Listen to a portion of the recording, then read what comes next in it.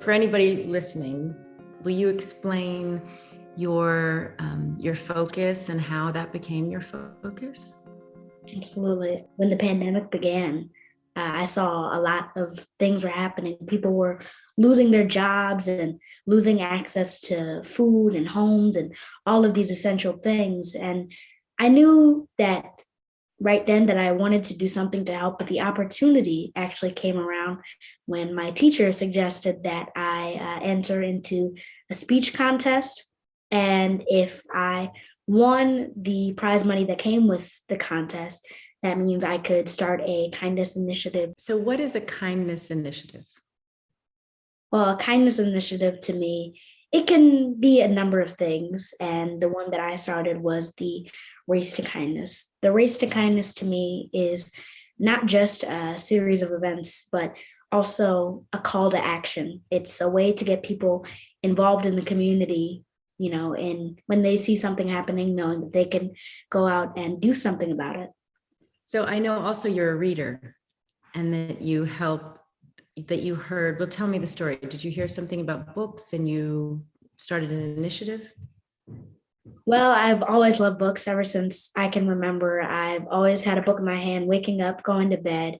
And I knew that after the Race to 100,000 Meals, which was another initiative that I had done, I knew that I wanted to be able to do something bigger that would reach more people. And something that I've always been passionate about is reading. I've always been trying to get my friends to read this book with me, or, we can do like our own mini book club or something. But now that I had the platform, I wanted to be able to reach more people. And to me, literacy is something that can, get you off the ground. It can allow you to eventually get that good job, or that, out of that neighborhood. Or maybe it's just a way for you to escape from your everyday life and to read a new story about a new culture or a new person and find out something that you didn't know before.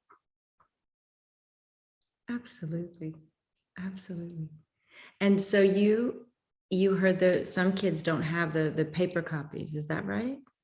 Yes, some kids don't have access to any books really. I mean, they live in areas that we call book deserts, and I wanted to maybe not eliminate them, but make those areas smaller, or at least get books out to those areas. And I wanted to be able to partner with organizations in those communities, so that way I could, make an impact on so many different people in so many different areas.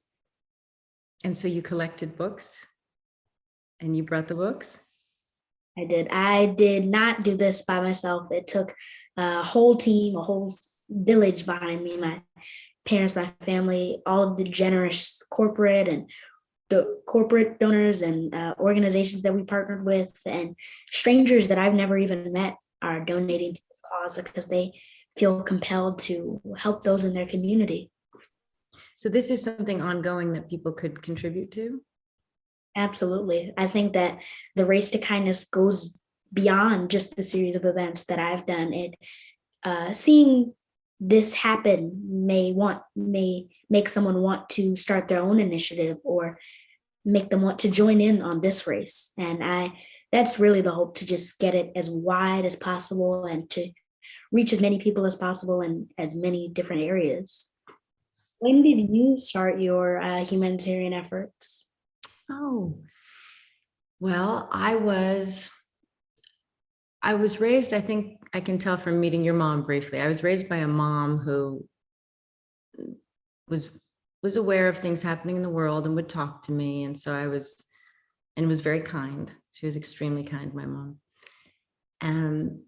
But when I started traveling, I did a film and it took me to Cambodia. And I was told about refugees and refugees returning and landmines.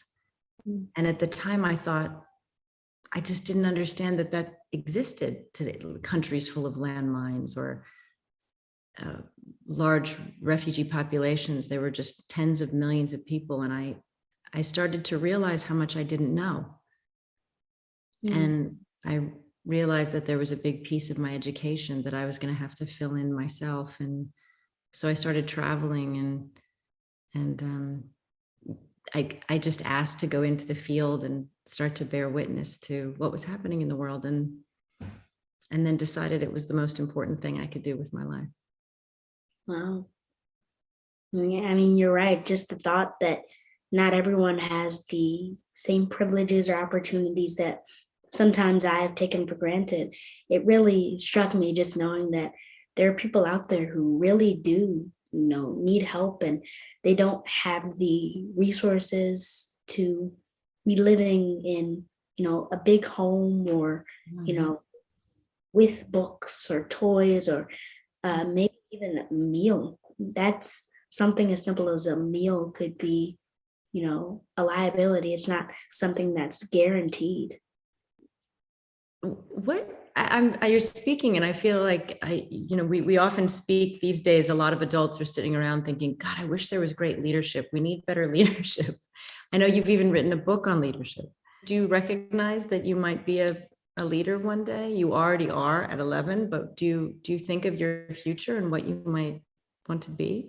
Hopefully, I hope that, with whatever I do, I will be able to be a leader. But one of the reasons I was so excited to write that book is because, from a young age, I told you I've loved reading, and I've always wanted to write my own stories and be an author when I grow up. But just knowing that with all that I've been able to learn, I know that, as I grow older, maybe one day I might become a country or world or state leader in whatever career that I may take. But I hope that right now I'm being able to be a leader and inspire so many other kids to become leaders as well. I would really love to be in touch and I- join your race to kindness and be a part of the different things you're doing. Thank you. I think you are definitely a part of the race. You have been doing it for much longer than I have.